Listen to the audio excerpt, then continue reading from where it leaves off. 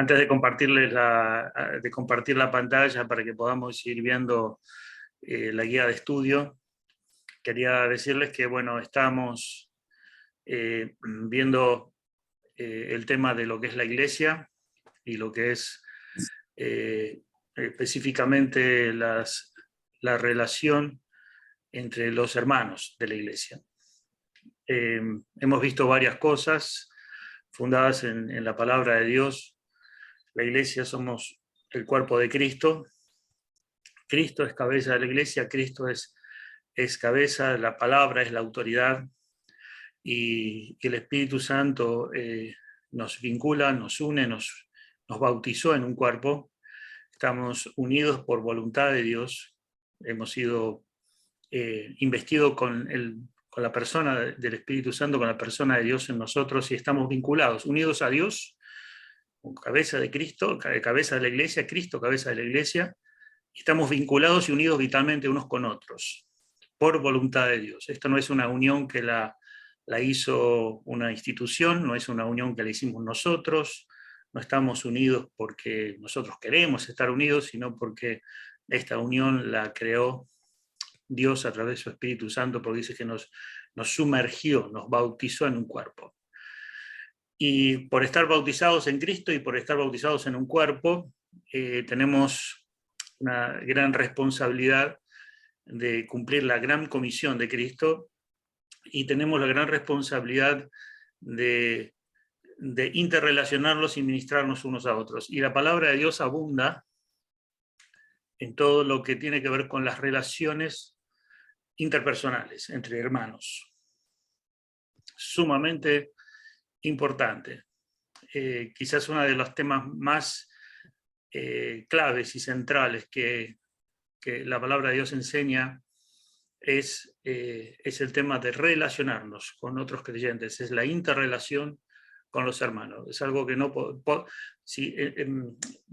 realmente podemos tener problemas con esa área de relación entre hermanos, pero esos problemas no van a hacer que podamos crecer, y no van a hacer que no podamos avanzar en el propósito por lo cual Dios nos ha dado salvación y vida eterna, y para el cual nos ha dejado aquí en la tierra. Entonces, la iglesia funciona como un cuerpo que cada órgano, cada miembro del cuerpo se vincula y se interrelaciona uno con otro, todos unidos a la cabeza, todos sometidos a la cabeza, que es Cristo, todos edificados en el fundamento que es Cristo, y es fundamental la interrelación entre los creyentes. Creo que el Señor, el Espíritu Santo, se ocupa de este tema como fundamental. Básicamente podríamos decir que los talentos, las capacidades, los proyectos, todas las cosas que pueden hacerse en la iglesia y que pueden adornar la vida de la iglesia, si no existe una interrelación saludable entre los creyentes, no tiene ningún valor, no tiene ningún sentido. Y la falta de una mala relación con los creyentes o una no relación con otros creyentes es una evidencia de que en la vida tenemos una mala relación con nuestro Dios. Es decir, no es una correcta relación con Dios en lo que se refiere a mi relación personal con Cristo. Se va a traducir inevitablemente en una mala relación con mis hermanos. Entonces vamos a ir viendo algunos textos que hablan sobre esto que estamos hablando, de la relación entre hermanos de la iglesia, ¿no? La relación del creyente con otros creyentes. Y yo les pido que cualquier pregunta, pueden hacerla, pueden interrumpir en cualquier momento y hacer la pregunta que desean o el comentario que quieran hacer. ¿Sí? Los saludé a todos. Milagros, la saludé, sí, ¿no? Bueno. Sí, pastor, gracias, Dios le bendiga a toditos. Bendiciones. Bien, entonces vamos a ver lo que vamos a seguir nuestro apunte avanzando. Y habíamos visto algunos algunas cosas, algunos deberes y responsabilidades que tenemos los creyentes. Dice la palabra, bueno, habíamos quedado en estos puntos, debemos siempre, en este punto C, lo último que habíamos hablado era que debemos animarnos y edificarnos unos a otros. Y la palabra de Dios dice que el creyente debe, la relación con otros creyentes, principalmente para ser de edificación y de bendición. Para aclarar y acotar algo a esto que habíamos hablado antes, es que sí es importante que tengamos amigos, que nos llevemos bien y que siempre en la iglesia se establecen relaciones entre hermanos y hay amistad y somos muchos, un hermano es amigo de otro y eso está bien. Pero yo debo preocuparme por si mi relación con mi hermano lo estoy edificando, si yo lo edifico o él me edifica a mí. O sea, y edificar significa que la otra persona está siendo usada por Dios para generar algo bueno en mi vida. O sea, si yo puedo crecer en fe, madurar en fe, cambiar algunas áreas que debería cambiar. Es decir, si esa persona me está ayudando a mí a crecer o me está llevando por un camino de donde yo no estoy creciendo y viceversa. Si yo a esa persona yo la estoy ayudando a crecer en la fe o no le estoy ayudando a crecer en la fe. Es decir, mi relación con esa persona, ¿hacia dónde apunta? Y si uno dice, no apunta a ningún lado, es simplemente que nos llevamos bien, nada más, somos amigos. Bueno, no, la Biblia no dice que debe ser siempre así. O sea, si viene una relación de hermanos y de amistad, yo tengo que procurar ver si esa persona con la que soy amigo cómo está su vida espiritual y yo puedo ser de bendición para esa persona, puedo ser de edificación para ella. La palabra de Dios dice, cada uno agrade a su prójimo en lo que es bueno para edificación. Y dice, el amor sea sabio, sea sin fingimiento, aborrecer lo malo y aborrecer lo malo, seguir lo bueno, en Romanos. Entonces siempre la Biblia habla de que el amor entre hermanos siempre tiene que ser un amor sabio, porque tenemos que ministrarnos unos a otros. Entonces, lo que vamos viendo, que Dios diseñó el cuerpo de Cristo y la iglesia, y nos colocó en la iglesia, para nutrirnos, para edificarnos, ¿sí? No se trata del trabajo de un pastor que predica el domingo y yo voy, me siento, lo escucho y me voy a casa, y voy al otro domingo, escucho al pastor y me voy a casa. Y eso es lo que hacen muchas iglesias y lo que han hecho muchísimas iglesias por muchísimos años. Pero en realidad el diseño de Dios no es ir a escuchar un sermón y volver, y de vez en cuando escuchar y recibir un mensaje una vez a la semana y después no tener ninguna interacción con ningún hermano de ningún tipo. Ese no es el diseño, ese no es el propósito, eso no fue, si estamos así, estamos fuera de ese plan, del plan de Dios. ¿Sí?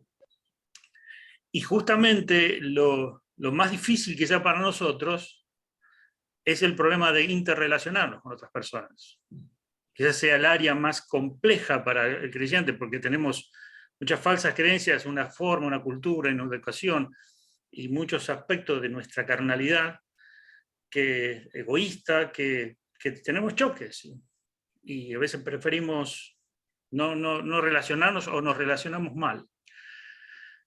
Entonces, es increíble, pero el crecimiento espiritual, el desarrollo y la madurez espiritual va a depender mucho de la capacidad que tú tengas de poder crecer y madurar en las relaciones interpersonales con otros creyentes. Eso es en lo que Dios nos desafía. Una persona que dice, no, yo soy muy reservado, yo no hablo con nadie, a mí no me gusta hablar con personas, a mí no me gusta estar ahí, solo con las personas a las cuales yo conozco mucho y tengo mucha confianza con esas personas, yo hablo, yo me relaciono, pero no. Y alguno piensa que eso es una forma correcta y que así va a vivir. Y de esa manera una persona no va a crecer ni va a poder experimentar la obra de Dios en su vida. el ministerio de Dios en su vida, porque Dios ministra nuestras vidas a través de hermanos de la iglesia.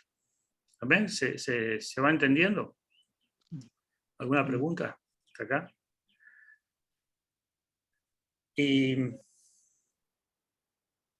precisamente también otra de las cosas que habíamos hablado es que esta unidad que habla la palabra de Dios, que es una unidad de interrelación, esta unidad de interrelación, Satanás va a tratar de que no exista, o sea, va a tratar de empujarte para que se rompa y que cuanto más aislado estés, mejor, porque uno piensa que la unidad tiene que ver con estar juntos. Y bueno, la gente que va en el subway hacia Manhattan, están todos juntos, no están unidos. Y es más, todos tienen un objetivo, llegar a Manhattan. Fíjense, comparten un mismo objetivo, comparten un mismo vagón de tren, comparten un montón de cosas, comparten hasta el mismo lugar donde se agarran de la mano, comparten muchas cosas y hasta comparten un objetivo, llegar a destino. Fíjense, pero ninguno está unido. O sea que, estoy dando un ejemplo un poco exagerado, pero la unidad, lo que vamos a ver en el apunte, tiene algo que ver con mucho más de estar juntos, por algún evento, por alguna circunstancia. Entonces dice que debemos edificarnos, y la palabra de Dios dice a los discípulos, fíjense que dice que debemos servirnos unos a otros, y ahí vamos a ver dos pasajes que muchos más, pero vamos a ver dos pasajes que sustentan este principio, que debemos servirnos unos a otros. Vamos a ver lo que dice Mateo 20, 25, 28. Dice, Jesús los llamó y les dijo, como ustedes saben, los gobernantes de las naciones oprimen a los súbditos y los altos oficiales abusan de su autoridad. Pero entre ustedes, hablando de los discípulos, hablando hacia nosotros, no debe ser así. Al contrario, el que quiera hacerse grande entre ustedes deberá ser su servidor. Y el que quiera ser el primero deberá ser esclavo de los demás. O siervo de los demás, ¿sí? Esa es la palabra que usa, esclavo, siervo. Es una palabra un poco fuerte así traducida, pero es la palabra siervo. Así como el Hijo del Hombre no vino para que le sirvan, sino para servir y dar la vida en rescate por muchos.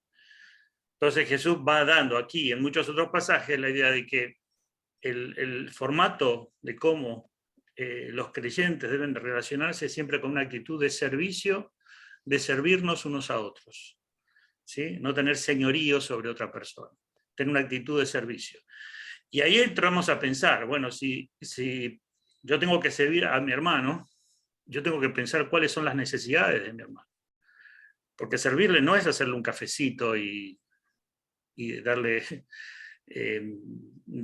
algo que le guste. El servir es suplir alguna necesidad importante que tenga. Yo tengo necesidades y necesito que el Señor supla mis necesidades. El Señor va a suplir mis necesidades a través del servicio. Entonces hay una variedad de necesidades que hay en la iglesia. Y el Señor dice, bueno, tienes que tener una actitud de servicio. Y la actitud de servicio debe ser siempre la de un siervo como un esclavo, ¿sí? Que es una persona que está dispuesta a dar todo por el hermano, ¿sí? Lo lleva a un nivel muy, muy elevado. Y eso el Señor nos va a poner siempre en un plano, en un desafío de servir al hermano a un nivel donde tú estás sirviendo a Dios mismo, ¿sí? Uno dice, bueno, pero Dios no tiene necesidades. Bueno, el Señor dice, cuando tú sirves a un hermano es como si le estarías haciendo un servicio a Dios. La actitud debe ser la de un siervo que está dispuesto a servir al máximo, en el punto más bajo del servicio, ¿sí? Entonces dice, hágase siervo, póngase último. Y quizás hoy es un poco difícil entenderlo, pero en ese tiempo era un poco más fácil quizás entender este concepto, porque los siervos, los esclavos tenían distintas categorías de servicio. Estaban los esclavos que hacían las tareas de la casa más complicadas, estaban los siervos que hacían las tareas domésticas, estaban mujeres que cuidaban a los niños, estaban los siervos que cuidaban el ganado, los siervos que trabajaban en la agricultura, distintas tareas se le asignaban a los siervos. Pero había una tarea que se le asignaba a un siervo, que era la de lavarle los pies a la gente que venía y que entraba a la casa caminando.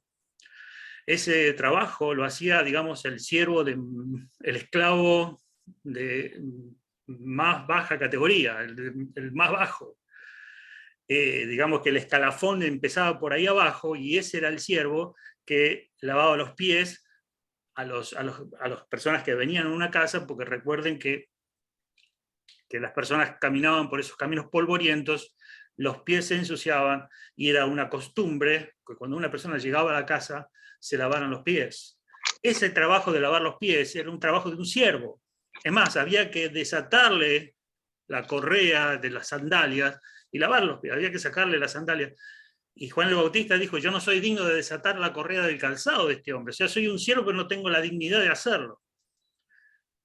Entonces fíjense que cuando la palabra de Dios enseña que ustedes tienen que ser siervos, tienen que estar dispuestos a hacer ese servicio del más bajo, ¿sí? Y esto cambia todo el paradigma de lo que es la Iglesia de Cristo. Y es lo que realmente revoluciona todo. Y es lo que revoluciona nuestra mente también, ¿sí? Dios quiere que nos convertamos en siervos. Fíjense Filipenses 2, 3 y 4, dice, no hagan nada por egoísmo o vanidad, más bien con humildad, consideren a los demás como superiores a ustedes mismos. Cada uno debe velar no solo por sus propios intereses, sino también por los intereses de los demás. Fíjense el llamado de atención y el mandato que está dando el Señor a través de su palabra. Dice que no debemos hacer nada por egoísmo o por vanidad, por vanagloria o vanidad. No debemos hacer nada por alimentar nuestro ego, nuestro orgullo, nuestra satisfacción personal. Dice, más bien con humildad, consideren a los demás como superiores a ustedes mismos. ¿Sí?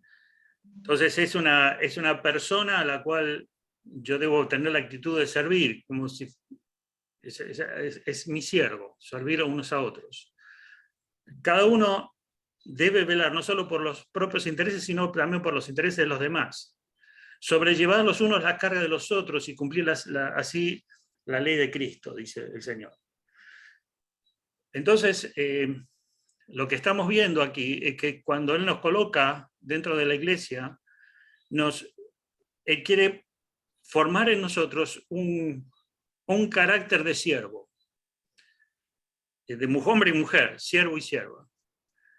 Y ahí estamos, creo que ahí nos tenemos que pensar mucho, hermano, porque Dios va a trabajar en esa área de tu vida para formarte como un siervo, porque ninguno de nosotros va a decir, no, yo en ese aspecto soy lo mejorcito. No, yo me atrevo a decir que nos falta mucho, pero mucho, para llegar a ser la calidad de siervo que Dios quiere hacer en tu vida y en mi vida. Más bien tendríamos que pensar, el Señor está trabajando en mí para formar un carácter y una actitud de siervo, que no la tengo. Por naturaleza no es así. Y vamos a ir avanzando más, porque la palabra va llevando a que nosotros debemos ser siervos de la justicia y ser siervos aún de aquellas personas que no queremos mucho o que no nos agradan o que no nos traen ningún beneficio a cambio, que al contrario nos pueden traer a veces hasta complicaciones. Entonces el Señor si decimos que el Señor quiere formar el carácter en nosotros, el carácter de Cristo, estamos diciendo, bueno, ¿qué aspecto de carácter? Bueno, siervo, un siervo. Uno piensa, bueno, carácter de Cristo, ¿será que Dios quiere hacerme así como lo veo yo en el cuadro que tengo de Jesús colgado en la pared, ¿no? Me dice que el carácter, ¿qué será? Que yo me tengo que parecer al Señor Jesús. ¿En qué? Bueno, ahí tenemos un aspecto de lo que el Señor quiere formar en nosotros. Siervos, por amor. ¿Sí?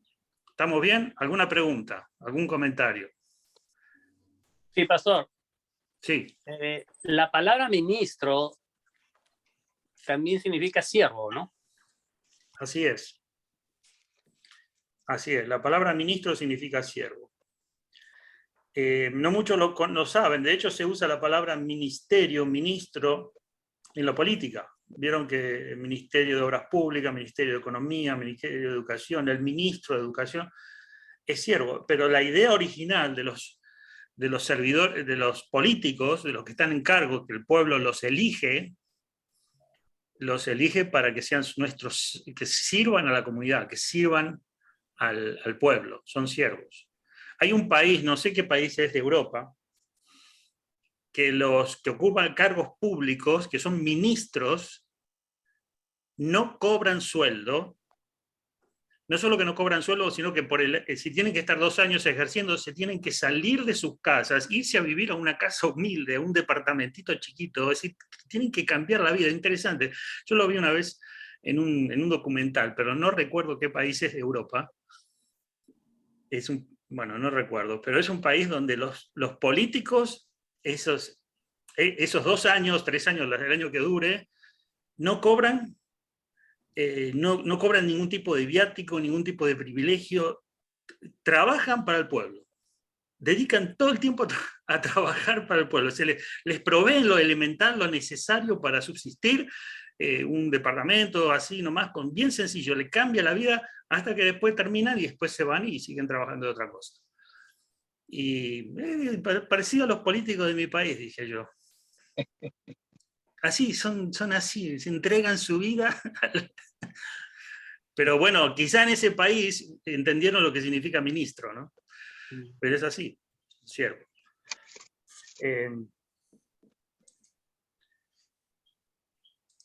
Algo, sí. Pastor, quiero agregar algo, ¿no? Dice que el carácter de Cristo también es el fruto del Espíritu Santo. Cuando habla en Mateo 11:28, bueno, dice, llevad mi yugo sobre vosotros y aprended de mí, que soy manso y humilde. Manso, eso proviene de los 9 puntos que se denomina llenarse del Espíritu Santo. Entre manso significa benignidad y mansedumbre. Benignidad está en el número 5 y mansedumbre está en el número 8. Eso conforma un carácter totalmente ejemplar, digámoslo así, el mejor de todos, con un carácter porque mansedumbre es el que domina, es el que domina la ira, todo lo que tenga que ver con sentimiento. Entonces esos dos se unen y forman la palabra manso. Sí. Entonces ese es el carácter que Jesús tenía. Manso y humilde, sí, muy bien. Exactamente. Aprender de mí que soy manso y humilde. Son 2 características muy importantes. Bien. La mansedumbre y la humildad. Y la mansedumbre, justamente como tú estabas diciendo, es tener el dominio bajo control. Es decir, Sí. no es ser una persona pasiva que no hace nada, sino que tiene capacidad de controlar sus emociones. De hecho, un animal, un caballo, cuando se lo amansa, no es que se lo hace inútil, al contrario, se lo hace útil porque está capacitado para poner toda su fuerza bajo control. Sí, es muy importante. Bueno, son características que tiene que tener un siervo, esas, ¿sí? Vamos a ir avanzando, gracias Iván, vamos a ir avanzando un poquito más. Dice, bueno, ¿cuál debe ser mi actitud hacia los demás cristianos? Hay 4 actitudes y dice, la actitud principal debe ser el amor hacia ellos. Aquí vemos, amor hacia ellos, lo que habíamos hablado recién. Vamos a ver 1 de Pedro 4:8 y 1 de Juan 3, 14 y 6. 1 de Pedro 4:8 dice, sobre todo, ámense unos a otros profundamente, porque el amor cubre multitud de pecados. Aquí el mandato le da al Pedro, a los creyentes, a nosotros, debe haber profundo amor, ferviente, dice amor en algunas versiones, un amor profundo, un amor ferviente, y dice, porque el amor cubrirá multitud de pecados. Muy interesante esto, y no quiero extenderme porque da para hablar mucho, pero no está diciendo, bueno, el amor, si hay amor, realmente pueden pecar, porque total, el amor hace que los pecados no se vean. No es la idea esta. Yo sé que no lo podemos interpretar así, pero podría dar lugar. Quiere decir que nosotros podemos pecar tranquilamente y amarnos mucho, total, el amor es como un cubridor. No. Lo que está diciendo es que el amor cubre, es que el énfasis y el enfoque no debe estar en el castigo, no debe estar en el pecado, sino en el amor para ejercer una acción hacia el pecado. Es decir, una madre no ama a su hijo y por amor lo disciplina o por amor lo corrige, pero se está enfocando en el amor más que en la disciplina, o más que en el juicio, o más que en lo malo que está haciendo su hijo quizás. Por eso el enfoque debe ser para atacar el problema del pecado que tenemos y que hay en la iglesia, debe haber profundo amor. Y de esto tenemos que hablar mucho, porque amor no es simplemente un sentimiento romántico, básicamente es cómo procurar, cómo hacer lo mejor y el bien extremo y máximo hacia la otra persona. Es decir, el bien máximo para esa persona, cómo yo lo puedo dar, y para eso necesito sabiduría. ¿Sí? No es solamente querer satisfacer una necesidad, sino el bien máximo para esa persona. Y eso tiene que ser movido por el amor. En Juan 3, 14 y 16 dice, nosotros sabemos que hemos pasado de muerte a vida porque amamos a nuestros hermanos. El que no ama permanece en muerte. Todo el que odia a su hermano es un asesino, y ustedes saben que ningún asesino que en ningún asesino permanece la vida eterna. En esto conocemos lo que es el amor, en que Jesucristo entregó su vida por nosotros, así también nosotros debemos entregar la vida por nuestros hermanos. Entonces, acá conecta el amor hacia los hermanos con una relación de salvación con Cristo. ¿Sí? Juan lo está diciendo muy claramente. ¿Cómo sabemos que una persona, podríamos decirlo así, parafrasearlo, cómo sabemos que una persona da testimonio de su salvación? Bueno, una de las evidencias es el amor que tiene hacia los hermanos. O sea, el amor hacia los hermanos, un amor en Cristo hacia los hermanos, un amor incondicional como el de Cristo, es una evidencia de que pasó de muerte a vida. ¿Sí? Esto es algo muy interesante, porque a veces decimos, bueno, ¿cómo sabemos que es creyente? No, es creyente porque va a la iglesia. Está bien. Asiste a las reuniones. ¿Cómo sabemos que pasó de muerte a vida? Y bueno, porque hizo la oración de fe. Ok, sí. Pero lo que dice la palabra es algo un poco diferente. La palabra dice, nosotros sabemos que hemos pasado de muerte a vida porque amamos a nuestros hermanos. Es decir, la persona tiene que tener una evidencia de amor al Señor y amor a los hermanos. ¿Se entiende? Esto es lo que es el testimonio del amor. ¿Está claro? Entonces, fíjense qué importante cómo la palabra de Dios nos va llevando hacia nuestro vínculo con la iglesia, en un vínculo donde servicio, amor y todo lo que estamos viendo. ¿Algo más? Hablen lo que están calladitos, algún comentario, algún aporte. Estamos despiertos, ¿no? Sí, pastor, todo bien. Pastor. Sí, Oye, pastor. Aquí yo llegando un poco tarde, pastor, por no decir bastante tarde. Bueno, a los que llegan tarde le vamos a aplicar una disciplina Amén. Ah, Va a tener que Me- invitarnos a comer una parrillada argentina. Aquí a la casa, A con un gusto. churrasque. Eso viene por ahí. Bueno, bueno. no, estaba sirviendo, pastor. Estaba sirviendo. Ah, muy bien. Bueno. Bueno, bien. Entonces seguimos. Entonces estamos hablando de la actitud, ¿cuál es la actitud hacia los demás? Una actitud principal debe ser de amor hacia ellos. Otra actitud que habla de la relación entre hermanos es ser pacientes con los hermanos. Vamos a ver en Romanos 15, del 5 y 7 y Colosenses 3:12. Fíjense, vamos a ver lo que dice aquí. Romanos 15, del 5 al 7, y el versículo que sigue, Colosenses 3:12, dice que el Dios que infunde aliento y perseverancia les concede a vivir juntos en armonía, conforme al ejemplo de Cristo Jesús, para que con un solo corazón y a una sola voz glorifiquen a Dios y Padre nuestro Señor Jesucristo. Aliento y perseverancia, paciencia. Dice, por tanto, versículo 7, acéptense mutuamente así como Cristo los aceptó para la gloria de Dios. Y aquí está dando la idea, perseverancia y paciencia. Ser pacientes y ser perseverantes unos con otros.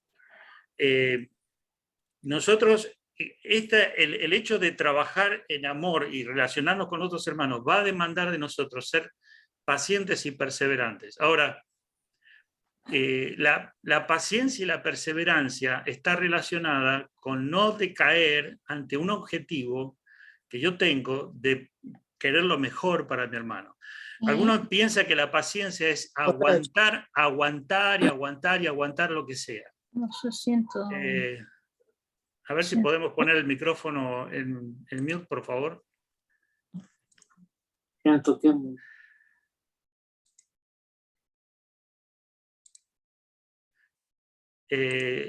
La paciencia la entendemos como aguantar insultos o aguantar cosas malas y es como una actitud un poco negativa que no la podemos discernir bien. Cuando se habla de paciencia y perseverancia, son dos palabras que son parecidas, pero tienen una distinción. La paciencia es la capacidad de soportar peso. Eso significa la capacidad de soportar peso. El soportar peso yendo hacia un camino, hacia una dirección. Y perseverancia es continuar en el camino aunque todo sea contrario. ¿Sí? Es decir, por ejemplo, cuando usted quiere aprender, se mete en un curso de inglés para aprender inglés y uno ve que tiene inconvenientes y problemas y uno vence los obstáculos y vence las dificultades y sigue a pesar de las dificultades y a pesar de las adversidades y a pesar de todo obstáculo que pueda tener, persiste. Eso es perseverancia, no es constancia, es perseverancia. Es decir, yo voy hacia esa dirección aunque hay muchas cosas que me impiden hacerlo. Entonces la perseverancia se ve en ser constantes y accionar en una dirección hacia un objetivo. ¿Sí? Entonces, ¿qué es lo que es la idea que Pablo está diciendo? Dios está trabajando en la vida de los creyentes, está trabajando en mi vida, está trabajando en la vida de mi hermano. Entonces yo tengo que ser paciente y perseverante porque mi objetivo es que ese hermano vaya avanzando, darle mi ministerio hacia esa persona es que se edifique en la fe. Entonces, si yo no soy paciente, no soy perseverante, yo digo, tiro todo, no aguanto más, no me importa, no le hablo, discuto, peleo, voy por mi camino y no me importa si mis acciones van a edificar o van a bendecir a mi hermano. Eso no es una actitud perseverante y paciente. Yo debo tener paciencia y perseverancia con mi hermano porque yo deseo que mi hermano crezca, madure, mejore, se edifique, se desarrolle, y por eso yo tengo que trabajar constantemente, aunque haya cosas que me lo impidan hacer, ¿sí? Aunque haya muchos obstáculos. Y nosotros somos personas que cuando vemos obstáculos, cuando vemos algún inconveniente, somos expertos en tirar la toalla, a decir esto no va más, ya por acá no voy más, y la perseverancia se va por la ventana. La palabra de Dios dice que debemos ser pacientes y perseverantes, porque todos los creyentes estamos en construcción, todos los creyentes estamos en edificación. Algunos están en un nivel de madurez más grande y otros están creciendo, madurando en la fe, son como niños espirituales, y entonces a los niños espirituales hay que trabajar con ellos y ser pacientes y perseverantes para que eso suceda, para que ese niño deje de ser niño y camine hacia la madurez. Cuando Dios está llevando niños hacia la adultez, trae más niños para que sea... Estoy hablando de niños espirituales, no de niños pequeñitos, no de edad. Estoy hablando de personas que tienen que ir creciendo, y en eso tenemos que trabajar con perseverancia y con paciencia, porque necesitamos que esas personas, somos nosotros, crezcamos y maduramos, seamos maduros en la fe y seamos maduros en la manera de pensar, y crezcamos y avancemos en lo que Dios tiene para cada uno de nosotros. Por eso que debemos tratarnos con amor y con paciencia y con perseverancia. ¿Sí? Dice Colosenses 3:12, dice, por tanto, como escogidos de Dios, santos y amados, revístanse de afecto entrañable, de bondad, de humildad, de amabilidad y paciencia. ¿Sí?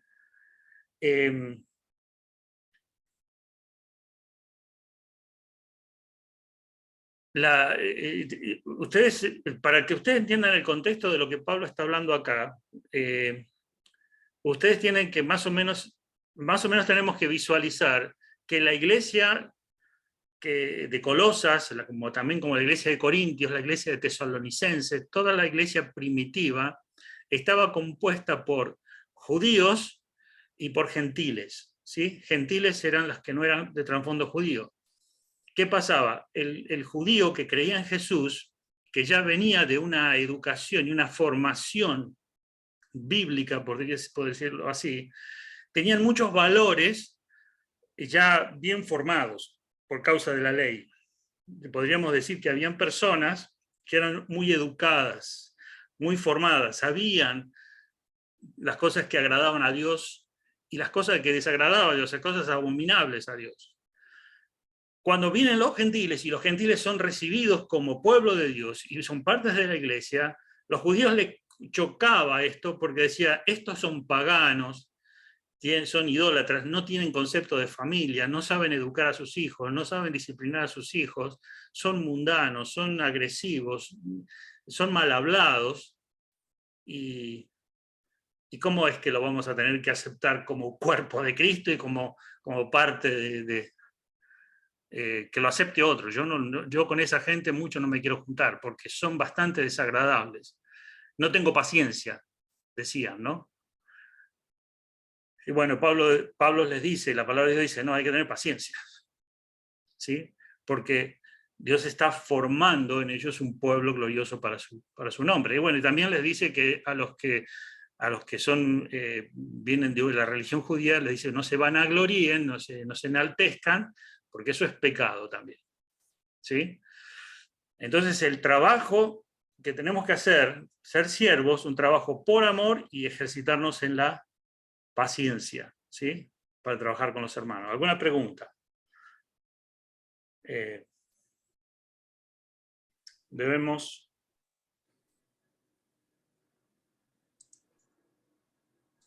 ¿Vamos bien? Sí, pastor. Pacientes, sensible a sus necesidades. Santiago, capítulo 2, 15 al 16. ¿Alguno lo tiene ahí para leer? Santiago, capítulo 2. Capítulo 2. Sí, ¿Y qué 15 versículo? y Yo 16. tengo acá 15 Sí. y 16. Sí, Y si un hermano o una hermana están desnudos y tienen necesidad del mantenimiento de cada día, y alguno de vosotros le dice, id en paz, calentaos y saciaos, pero no les deis las cosas que son necesarias para el cuerpo, ¿de qué aprovecha? bien. Digo, Hasta el 16. Dice, si alguno tiene un hermano y tiene necesidad y dice y no le da las cosas necesarias para su cuerpo, ¿de qué aprovecha? Vamos a ver primera de Juan 3, 17 y 18. Vamos a ver estos dos capítulos. Se los leo yo. Primera de Juan 3, 17 y 18. Vamos a apagar los micrófonos. Pero el que tiene viene de este mundo y ve a su hermano tener necesidad y cierra contra él su corazón, ¿cómo mora el amor de Dios en él? Hijitos, no amemos de palabra ni de lengua, sino de hecho y en verdad.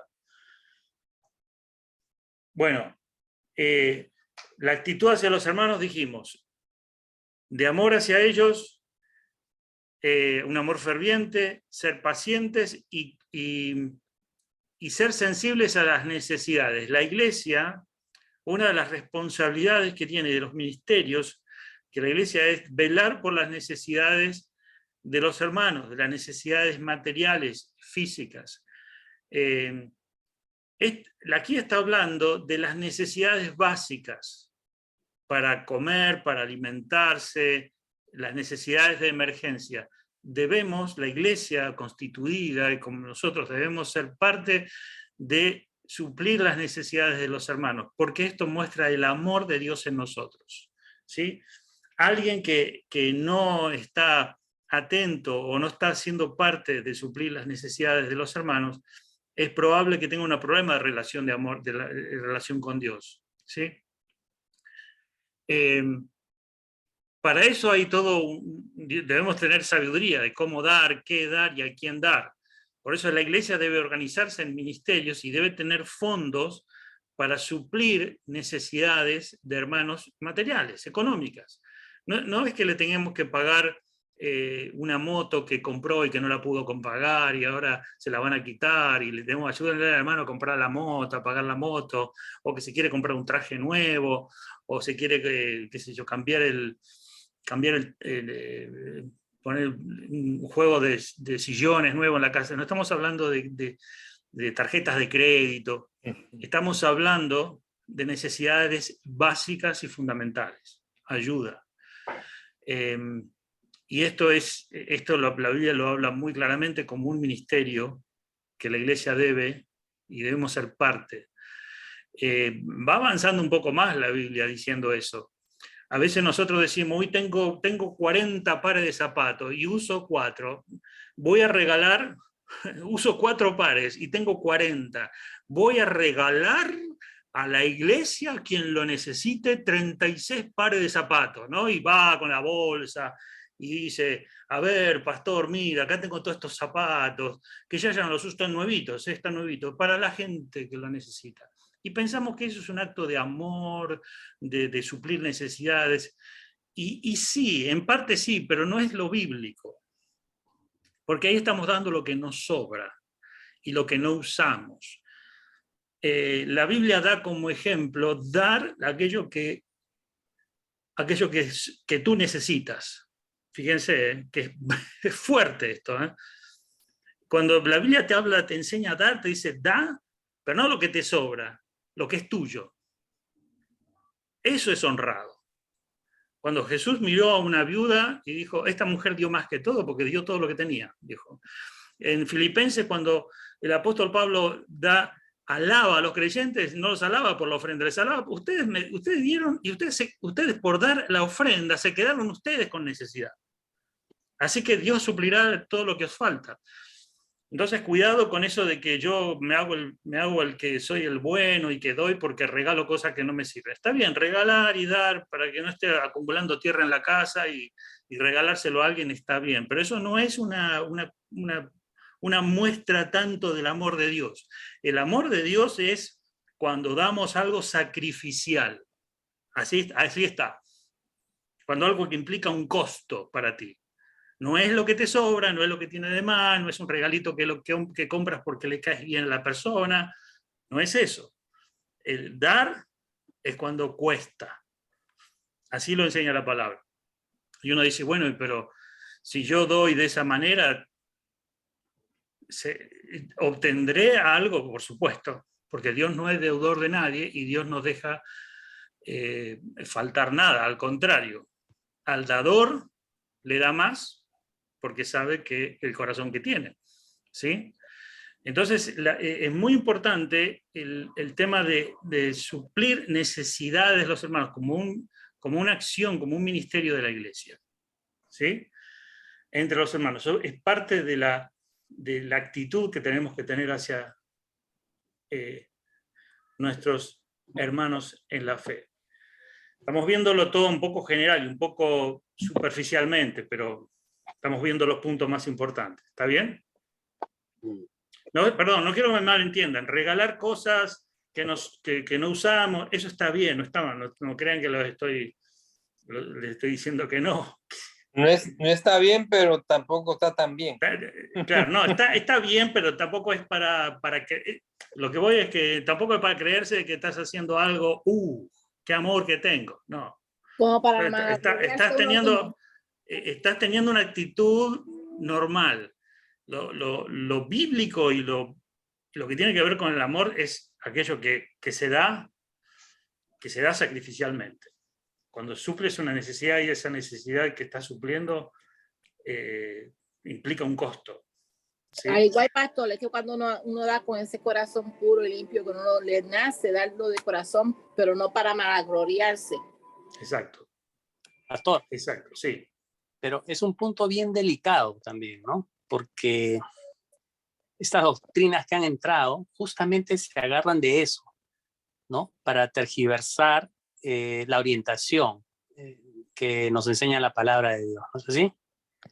Sí, a ver, dame un poquito un ejemplo. Porque agarran justamente el versículo de que Dios no es dador de nadie, no es deudor de nadie. Entonces, por ahí se van direccionando para sacarle más al sí, también la aclaración. Ya veo por dónde vas. Algunos manipulan a la gente,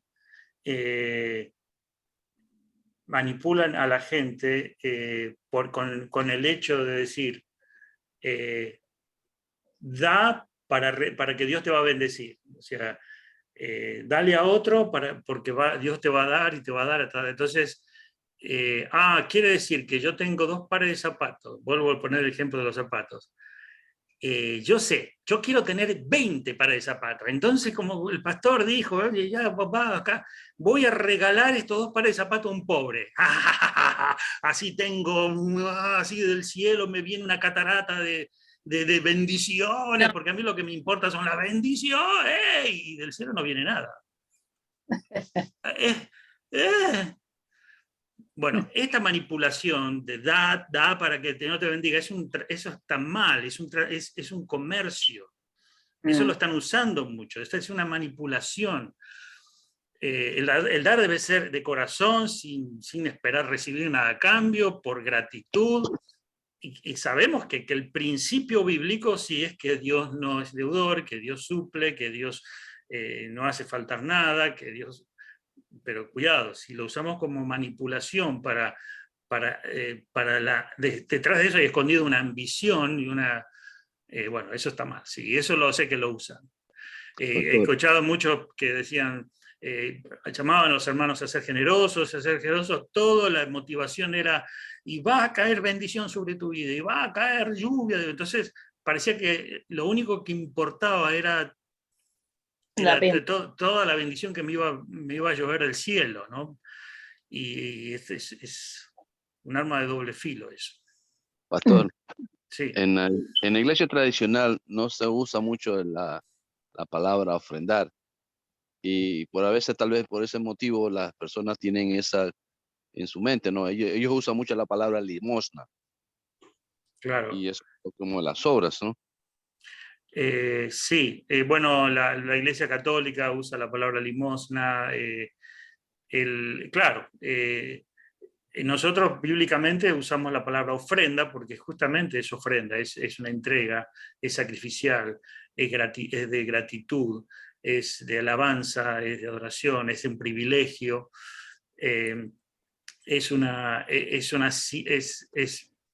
sí, vamos a recibir, es una siembra, tiene muchos conceptos, pero quizás el concepto que dejó marcado nuestros amigos católicos es que da de lo que te sobra, ¿sí? Da limosna, o sea, da lo que tienes de más, y esa no es la idea de la ofrenda.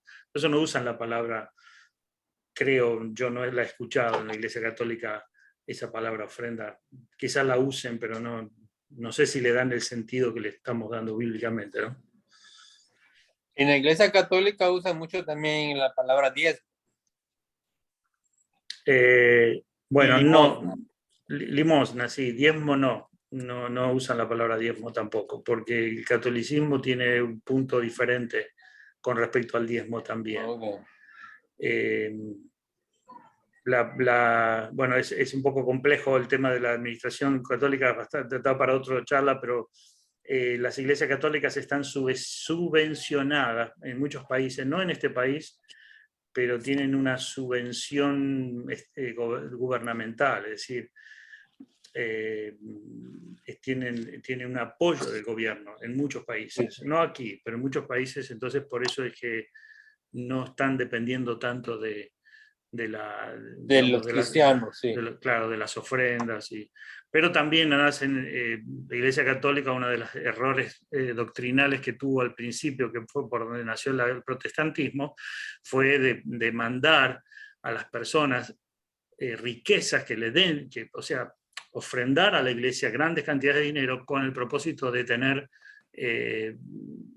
lugares en el cielo, o sea, las llamadas indulgencias. Las indulgencias, que fue donde Lutero se rebeló principalmente con esa enseñanza de que cuanto más plata ponías a la iglesia, más grande iba a ser tu casa en el cielo, ¿no? Más beneficios, bendiciones celestiales ibas a tener, etc.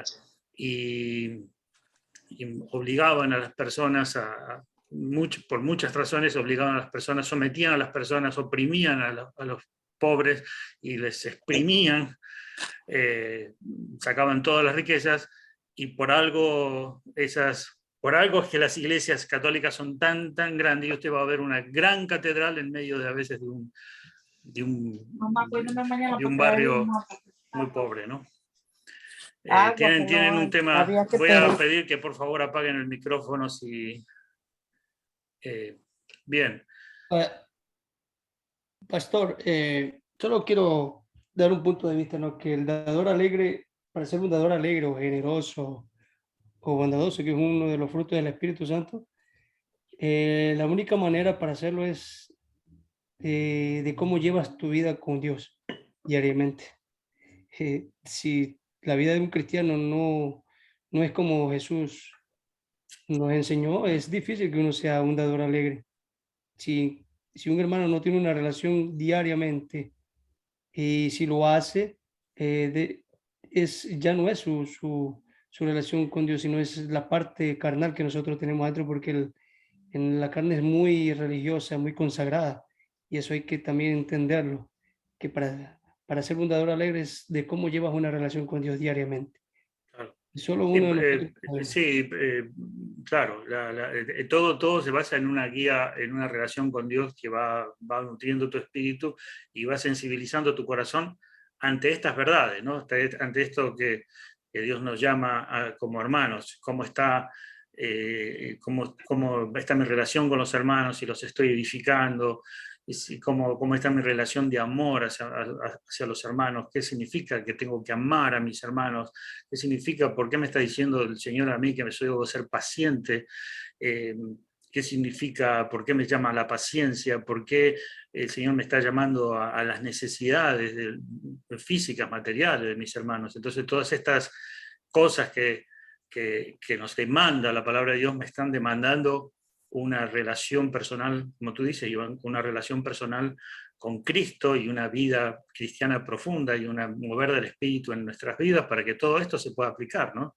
Incluso ahora el último punto que quiero compartir, porque ya vamos a terminar por aquí, dijimos, la actitud es el amor profundo, el amor sabio hacia los hermanos, el amor que edifica, el amor que busca el bien y lo mejor, el ser pacientes, tener paciencia unos con otros, el ser sensible a las necesidades materiales y perdonarse unos a otros. Esto es sumamente importante del perdón. Efesios 4:32 dice, lo declara. ¿Es benigno? Efesios 4:32 dice, más bien, sean bondadosos y compasivos unos con otros y perdónense mutuamente, así como Dios los perdonó a ustedes en Cristo. ¿Sí?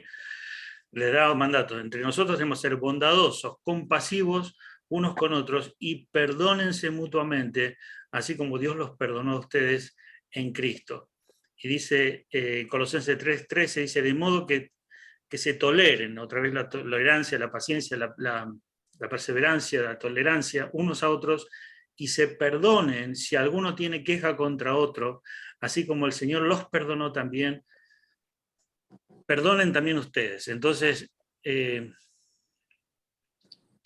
aquí habla la palabra de Dios de una relación de perdonarse mutuamente, de tener una capacidad dada por el Espíritu de Dios de perdonar a mi hermano. Esto de perdonar, hermanos, bueno, esto requiere un poquito capítulo aparte,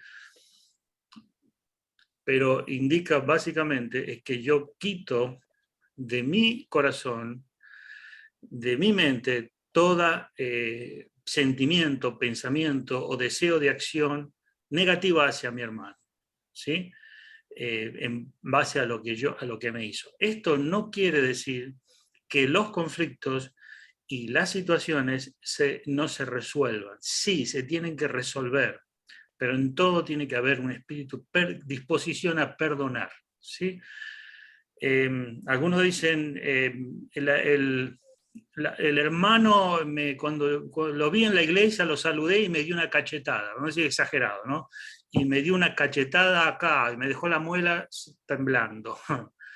No lo perdoné, y ahí estamos, ¿no? Que lo perdoné, no se trata de que tú, bueno, me olvido, no le presto atención, lo dejo, no me importa, eso no es el perdón. El perdón tiene que ver con una actitud de reconciliación y de atacar el pecado y pulverizar el pecado, por decirlo de una manera así. No se trata de decir, no paso. En ciertas cositas sí podemos decir, bueno, yo la paso por alto la ofensa, dice la palabra, pero no se trata simplemente de decir, me olvido, no digo más nada, sino que el perdón involucra muchas veces confrontar al hermano con alguna ofensa, y eso va a hablar un poquito más adelante este mismo apunte, pero ya no tenemos más tiempo. Vamos a dejar aquí. ¿Alguna pregunta? Yo lo que quiero decir es, pastor, que esa última parte es muy interesante y muy importante porque es algo práctico del cristiano. La paciencia. Y no es fácil porque a veces se te roba tu derecho, se te ofende de una manera de que tu carne quiere responder. Entonces, ¿qué tú vas a hacer ahí? Ahí lo que habla la palabra en Mateo 8:15, acerca de cómo uno debe actuar con los hermanos. Claro. Es muy ¿no? importante eso que está diciendo Leo, porque tenemos que hacer algo. La paciencia y el perdón no es una actitud pasiva, ¿no? Una vez una hermana, hace mucho tiempo, una hermana ya no está con nosotros, me decía que ella sabía de que había un hermano que estaba haciendo algo ofensivo y algo feo, que delante de Dios estaba mal, pero ella dice, no, yo no me meto en esa vida, no. Como que la actitud pasiva, dejar que la persona siga con su rollo, eso es bíblico o es saludable. Y no es así, porque cuando a nosotros, voy a darles un ejemplo quizás que les pueda ayudar. Si veo una persona que está con un niño jugando con un vidrio, ¿sí? Se puede lastimar a sí mismo y puede lastimar a otro, ¿sí? Yo tengo que ver la forma de sacarle ese vidrio. Y para eso voy a tener que tener mucho cuidado y mucha paciencia, porque ese vidrio a ese niño lo va a lastimar y va a lastimar a otro niño.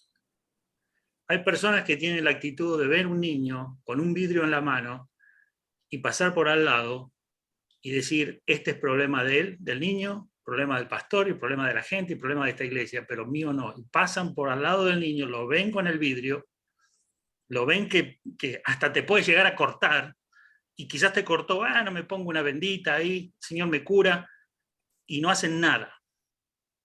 Lo que la palabra de Dios enseña es, eso no es bíblico, eso no es lo que el Señor nos llama. El Señor nos llama a que apliquemos todo, el amor, la paciencia, la mansedumbre, el perdón, todo, pero finalmente el vidrio de la mano de ese niño tiene que salir. Y tenemos que hacerle ver a ese niño que eso no lo tiene que agarrar más, porque se puede matar él y matar a otro. ¿Se entiende?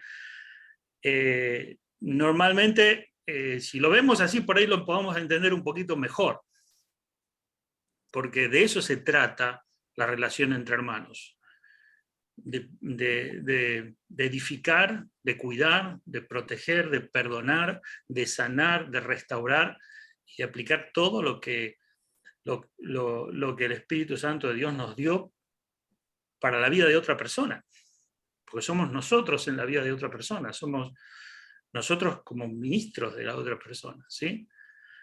A eso queremos llegar. Amén. A eso Dios te está apuntando, nos está desafiando para hacer. Y ahí vamos a encontrarnos muchas veces con situaciones muy difíciles que no nos gustan. Hay un ministerio que un día me gustaría volver a enseñar, enseñé hace unos años atrás, se llama el Ministerio Pacificadores. Es maravilloso, hermano, maravilloso el Ministerio Pacificadores, porque enseña de forma práctica cómo resolver conflictos entre hermanos. Y una de las premisas que tiene el ministerio, cuando comienza el eslogan que dice el conflicto o la agresión o la ofensa es una oportunidad que Dios te da para obedecerle, para hacer la voluntad de Dios. Me llamó la atención porque lo enfoca desde una perspectiva como diciendo, es una oportunidad que Dios te está dando. Y la verdad que uno prefiere decir, no, gracias, Señor, no me des, no me des estas oportunidades, déjame tranquilo, ¿por qué tengo que tener conflicto con esta persona y estas relaciones? Bueno, es una oportunidad. Y lo encara de esa manera, como diciendo, no veas estas relaciones difíciles con hermanos, conflictivas, de esa forma, sino velas como una oportunidad para bendecir, una oportunidad para perdonar, una oportunidad para reconciliar. Y viéndolo de esa manera es muy saludable, ¿no? Amén.